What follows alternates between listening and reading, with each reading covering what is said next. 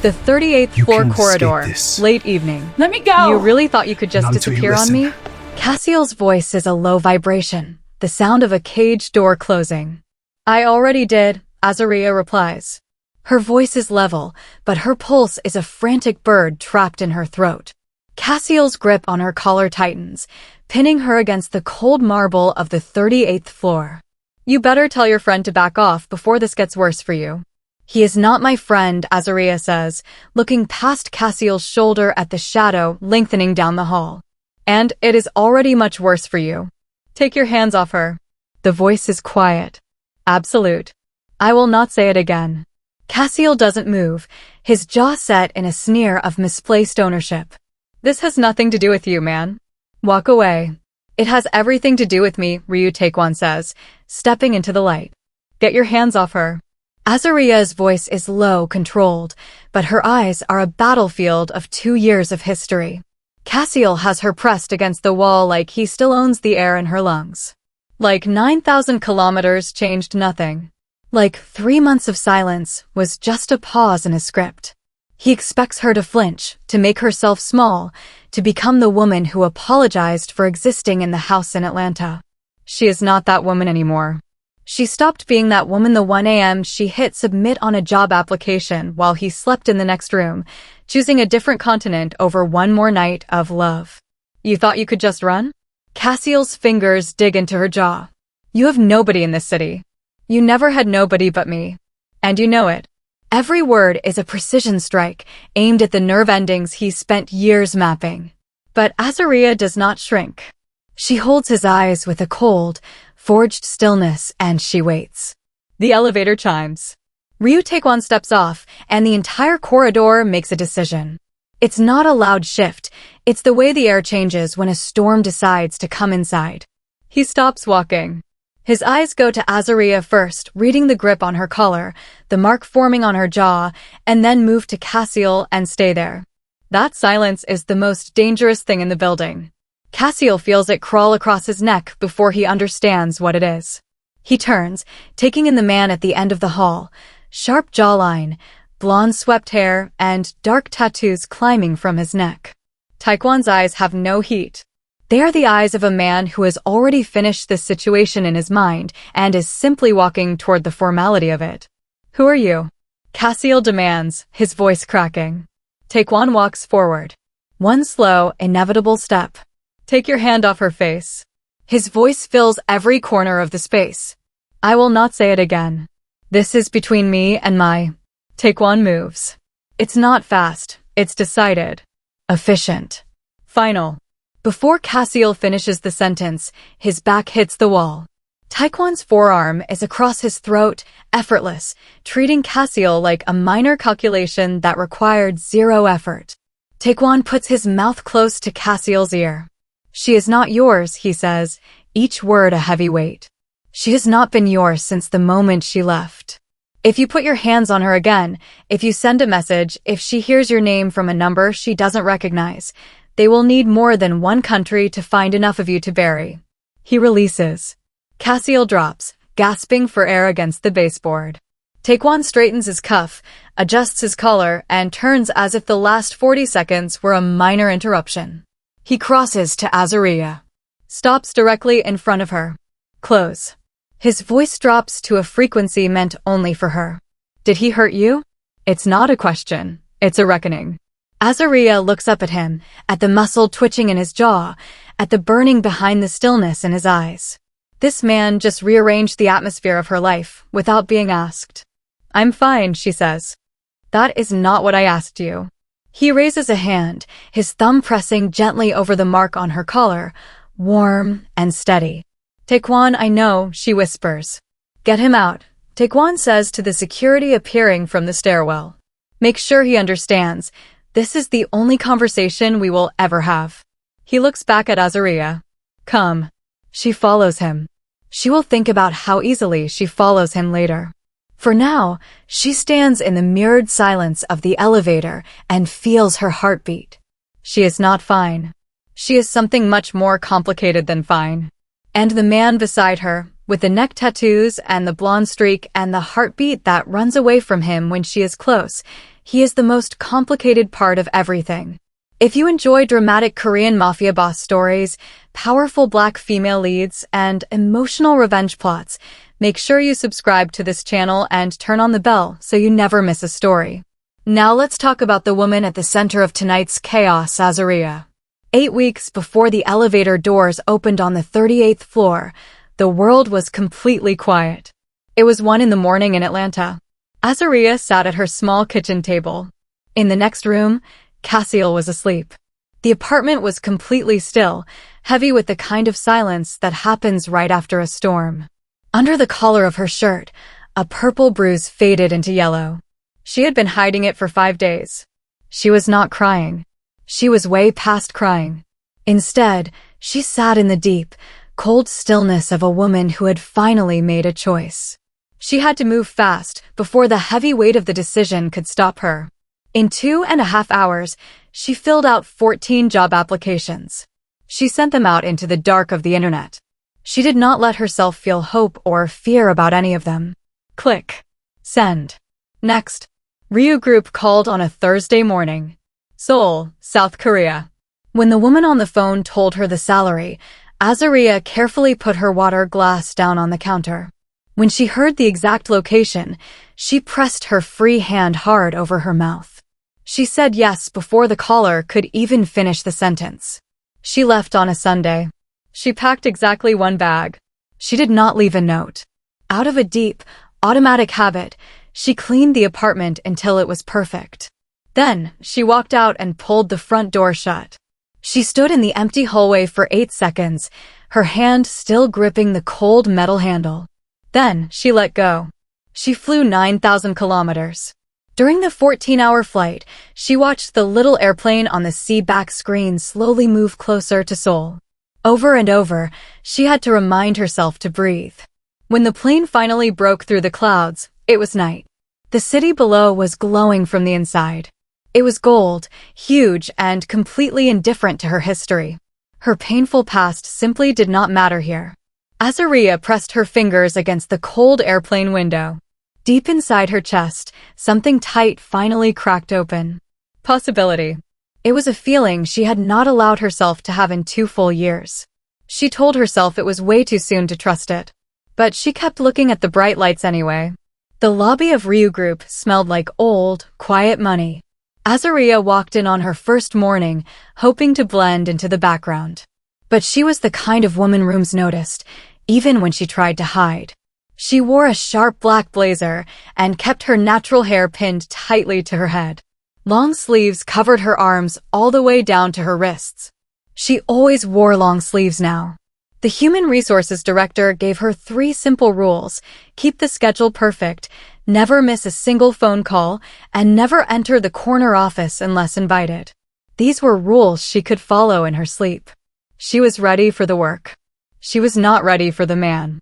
At exactly 8:57, the elevator doors opened on the 38th floor. Ryu Taekwon stepped out, and the air in the room seemed to freeze. He was tall with a sharp jawline, moving with the heavy confidence of a man who owned the ground he walked on. His shirt collar was open at the throat, showing dark tattoos that caught the morning light. A single streak of blonde hair was swept back over dark roots, a quiet warning sign. He stopped right in front of her desk. He looked at her once, his face showing absolutely nothing. Without asking, he reached past her, picked up her printed file, and read it as if she were not standing right there. Efficient, invisible, easy to manage, he read aloud. Something sharp and protective flared in Azaria's chest. I am efficient, she said clearly. The rest is just someone else's interpretation of me. Taekwon slowly lowered the folder. His dark eyes found hers. For 3 long seconds, they stared at each other. It was a heavy, electric moment that neither of them had planned for. Then, he simply set the file down on her desk and walked into his office. Azaria sat down. She dropped her pen, then quickly picked it up again. She did not know what to call the sudden racing of her heart, so she ignored it and went back to work. Over the next few weeks, she learned his habits. He took his coffee at an exact temperature. He ate lunch at 2:30. While he worked, his office was so silent she could hear the building breathe. Then there were the men who visited him. They did not move like regular businessmen. They were too quiet, too still.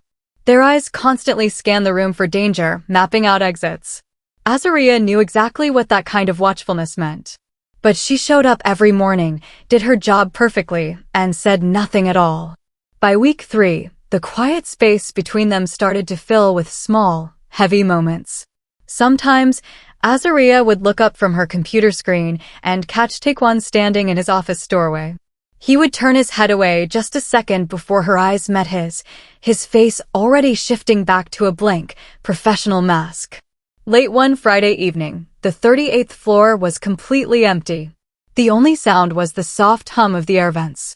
The door to the corner office opened, and Tuan walked out holding 2 glasses of dark whiskey. He did not ask if she wanted one. He simply set a glass down on her desk, then carried his own to the giant wall of windows. Azaria stood up. She picked up the heavy glass and walked over to stand right beside him. They were so close their shoulders almost touched. Down below, the bright lights of Seoul burned against the dark night. He did not ask her any questions. "I don't like going home to an empty apartment," Azaria said quietly. The words just slipped out. It was way too honest, and she felt the mistake the second it left her mouth. Tuan turned his head. He looked at her face very closely, reading her with the deep focus he saved for things that truly mattered. "Neither do I," he said. The city glowed below them. Very slowly, he raised his free hand. He tucked a loose curl of hair behind her ear. His warm fingers just barely brushed against her jawline. It was a tiny movement, just once, but Azaria completely stopped breathing. He turned his eyes back to the glass window. "Finish your report," he told her. Azaria walked back to her desk. Her hands were shaking just a little bit. She finished her work, and they said goodnight without looking directly at each other. When she finally reached her apartment, a bag of food was sitting outside her door. It held hot soup, fresh fruit, and something warm. There was no note and no name. She brought it inside, ate every bite, and then lay down in the dark. She stared at the ceiling, gently pressing her own fingers against her jaw where he had touched her. Suddenly, her phone lit up. It was a message from an unknown number. It contained just 3 words, "Sleep well. T." Azaria stared at the glowing screen. She put the phone face down, pressed both hands tightly over her face, and told herself she could handle this. She did not believe a single word of it. 3 days later, the past found her. Cassiel got her new number. The text messages started at midnight and did not stop until 4 in the morning. 22 of them. Each one hit exactly where it hurt the most. Azaria read every single one. It was a bad habit she could not break, like pressing on a sore bruise just to feel the pain. The next morning, she arrived at work looking perfect. Inside, she felt completely empty. During a long meeting in the second hour, the edges of the conference room started to blur. She gripped the edge of the heavy table. "I am fine," she told herself. "I am fine. I am Azaria." Suddenly, Tuan's voice was right beside her. He moved before she even realized she was falling. His strong hand grabbed her arm before she hit the floor. He spoke one sharp sentence in Korean. In exactly 60 seconds, the room was empty. Everyone packed up and left without a single word. Then, there was only silence. Tuan crouched right in front of her, his face level with hers. "When did you last eat?" he asked. She tried to remember. He took her wrist to check her pulse and pushed her long sleeve back. He stopped. Everything stopped. The dark marks told a 2-year story. There were old, faded scars and fresh, yellowing bruises. Azaria waited for the pity. She hated the soft look that made her feel like a broken toy. But the pity never came. Tuan's jaw locked tight. His dark eyes went completely still. Very slowly, he moved his thumb across the worst bruise. His touch was so careful and gentle that her throat closed up. She had to look away. "His name," Tuan said. His voice was flat. The room felt freezing cold. "I left him," she whispered. Tuan looked up at her. The burning look in his eyes was not just anger. "It matters to me," he said. She looked at this dangerous man holding her bruised wrist. "Cassiel," she said quietly. Taekwon nodded once and stood up. He made one phone call. It lasted 30 seconds. He spoke 2 sentences in a voice so low it was scarier than any yelling. Then he came back, opened his laptop, and worked quietly while she ate the food he ordered. He did not watch her. He just gave her his steady, safe company. That night, Cassiel's messages stopped. Completely. It was like a wire cut by a hand that left no trace. Lying in the dark, Azariah stared at the ceiling. She did not ask how it happened. She knew. And she finally understood that she was part of something she could no longer control. On a quiet Tuesday, Detective Marcus Webb walked into the office carrying 2 cups of coffee. He had a friendly, easy smile. He was handsome in a simple, safe way, completely different from Taekwon's dark, locked-down danger. Marcus sat across from Azariah and asked about Cassiel.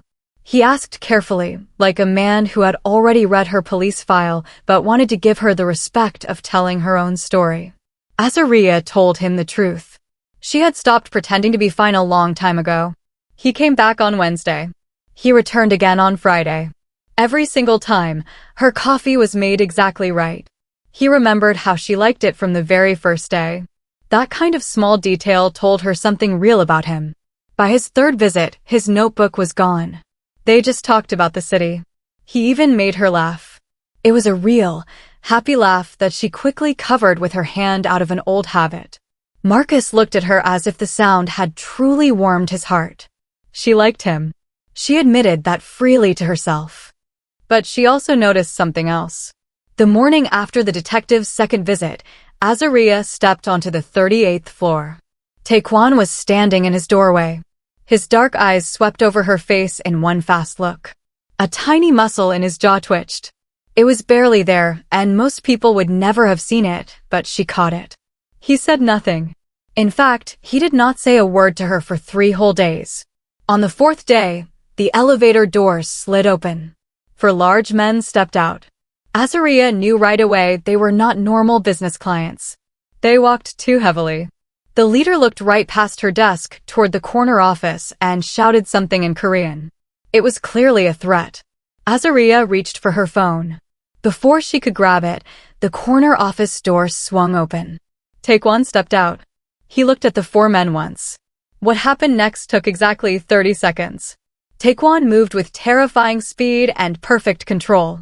His dark tattoos flashed under the bright lights as he easily took down all 4 men. He did not waste a single breath. When it was over, he turned around. He did not look directly at her. "Are you all right?" he asked quietly. "Yes," she breathed. He gave one short nod and walked back inside. Azariah sat frozen at her desk for a full minute after the security team dragged the men away.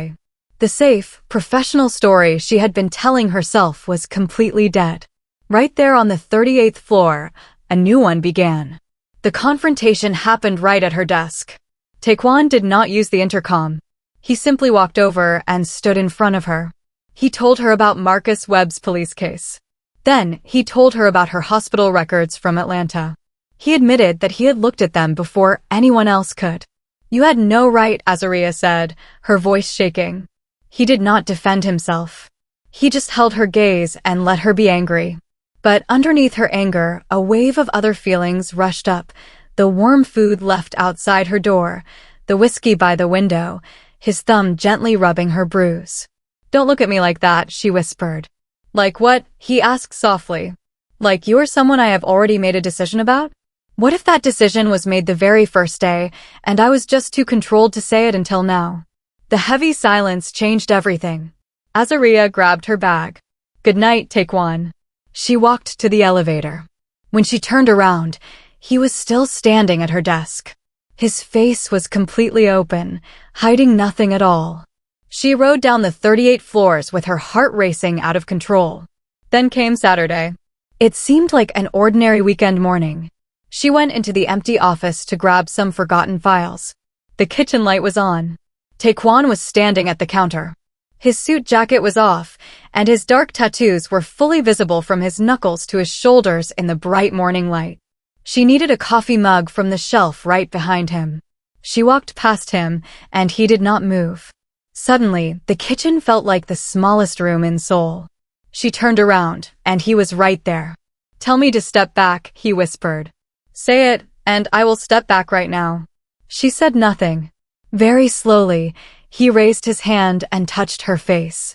She made a soft, quiet sound. Then, he kissed her. It was not rushed. It was perfectly focused, which made it completely devastating. When they finally pulled apart, she kept her eyes closed. "This is a terrible idea," she breathed. "Yes," he agreed. "You run a criminal organization. I work for you." "You run me," he said flatly. She looked at his blonde streak, his tattoos, and the man who cared for her in the dark. Then, she pulled him in and kissed him again. She kissed him with everything she had: Atlanta, the long flight, and all her years of running. Suddenly, his phone buzzed.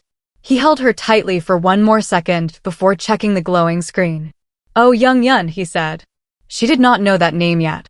But with both hands open, she was finally ready to choose whatever came next. The truth arrived in pieces. Oh Young Yun had been fighting the Ryu group for 8 months. Cassiel did not find Seoul by accident. Oh Young Yun had paid him to come.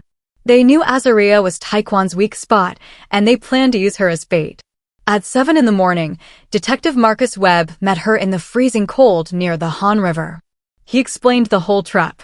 Cassiel was going to call and beg for one last meeting. "When you go to meet him," Marcus started. "I am not going," she said. He stopped walking. "This is going to get violent," he told her honestly. "I cannot watch you get caught in the middle." She held his gaze. "Are you warning me as a police detective?" "Both," he said softly. She went straight to the 38th floor and told Taekwon everything. He stood up and stepped very close to her. For the first time, she saw real fear in his eyes. It was the quiet fear of a man who finally cared too much and could not undo it.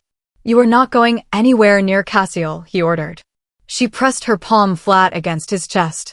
His heart was beating incredibly fast. She just held on. At 2 in the afternoon, Cassiel called. She put him on speaker. For the first time ever, he sounded genuinely terrified. She told him she would think about meeting him and hung up. Taekwon was already standing in the doorway. He told her to stay in the office. She lasted exactly 40 minutes. She took a car to a dark warehouse near the Mapo waterfront. She walked right past the security guards and into a fight that was not over yet. Under the bright lights, she watched Taekwon easily take down Oh Jung-gyeon's men. His dark tattoos flashed with every final, perfect movement. When he finally looked up and saw her, his face showed pure anger and complete relief. She walked across the concrete floor and gently pressed her fingers to a small cut above his eye. Nearby, Cassiel sat zip-tied to a heavy chair. He looked so small, ordinary, and frightened. The man who had controlled her for 2 years was finally reduced to nothing. She felt absolutely no fear. "Do you want to say anything to him?" Taekwon asked. "No," she said clearly. His men dragged Cassiel away. Azaria let out a long, slow breath. True freedom felt just like this, quiet and ordinary, like putting down a heavy weight. Taekwon took her hand and wrapped his strong arm around her. They stood together in the quiet warehouse, watching the golden lights of Seoul through the high windows. 3 evenings later, the world quieted down. Taekwon asked her to dinner. It was a real question, full of vulnerability. He took her to a small restaurant in Bukshin. When they walked in, the owner's shocked face told Azaria everything. It was incredibly rare for this man to bring anyone here. They ate and talked about normal things. Taekwon seemed lighter. His heavy, protective wall was completely gone. Watching him smile, Azaria thought, this is what he looks like when he is happy. Then his phone buzzed on the table. It was a photo of Azaria's apartment building, taken 20 minutes ago. Below it was one short line, "Enjoy dinner." The warmth between them did not vanish, it just turned sharp and certain. Azaria looked at the photo, then directly into his dark eyes. She grabbed her bag. "We need to go," she said. "But I am still not going anywhere." He held her gaze. "Okay." He stood, placed his warm hand on her back, and walked her out into the Seoul night. The problem was handled before midnight. The text came from one of Oh Jung-gyeon's last men. By 12:15, Taekwon stood outside her apartment door. Come in, she told him. He looked at her carefully. Are you certain? I have been certain since the whiskey and the window, she answered. He stepped close and kissed her slowly under the hallway light. Then, she took his hand and led him inside. In the morning, gold sunlight poured through the curtains. Azaria lay still, listening to his deep breathing. She was no longer waiting for something bad to happen. When he finally woke up, he looked right at her. Good morning. His deep voice in her apartment was the best sound she had ever heard. Suddenly, her phone buzzed. It was an unknown number. He cannot protect you. Ask him about the Yongsan file. She went straight to his office. Tuan read the message, sat down, and told her the complete truth about the file in a flat, honest voice. Are you asking me to leave? She asked. No, he said. I am telling you because you deserve to know everything. I will not let you face danger uninformed. She looked at the man who finally opened his locked doors for her. Okay, I am not going anywhere. He cupped her face and kissed her with complete honesty. By the next morning, the Yongsan threat was permanently gone. Seoul kept moving, and so did they. 1 week later, the corner office door was wide open. It had never been fully open before. Now, it stayed open every morning. Bright sunlight from the window behind Tuan's desk spilled all the way out to Azaria. She sat down, opened her laptop, and looked at him. He glanced up, met her eyes for a second, and went back to work. She could not stop smiling. On Thursday morning, Marcus Webb met her by the river for the last time. There was no coffee today. He looked like a man who had finally made peace with a hard choice. I closed the police case, he said clearly. All of it. I had enough proof to keep going, but I chose not to. Azaria felt the heavy cost of his words. You are going to be a great detective, she told him. He gave a tired, real smile. I already am. They shook hands. His grip was firm and warm. She walked away into the fresh spring air, knowing exactly what she was leaving behind and what lay ahead. When she returned to the 38th floor, she hung up her coat. How was the river? Tuan asked from his office. He didn't even look up, he just knew she was there. Good, she said. He closed the case. Tuan was quiet. Then, he walked out to her desk. He took her hand and gently pulled her to her feet. The blonde streak in his hair caught the bright light. He looked deeply at Azaria, the brave woman who had run 9,000 kilometers, stopped hiding her scars, and chosen him. He cupped her face in his hands.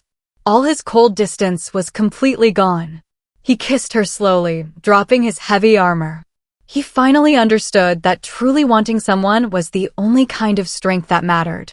She kissed him back with everything she had. Come home with me tonight, he whispered against her forehead. You should have asked me sooner, she smiled. I know, but I am asking now. She felt his fast, racing heartbeat under her hand. Then yes, always yes. Tuan gave her a warm, private smile. They held hands and stepped into the elevator. As the doors closed, Seoul glowed bright gold below them. Azaria was no longer hiding. She was loved. She was finally home.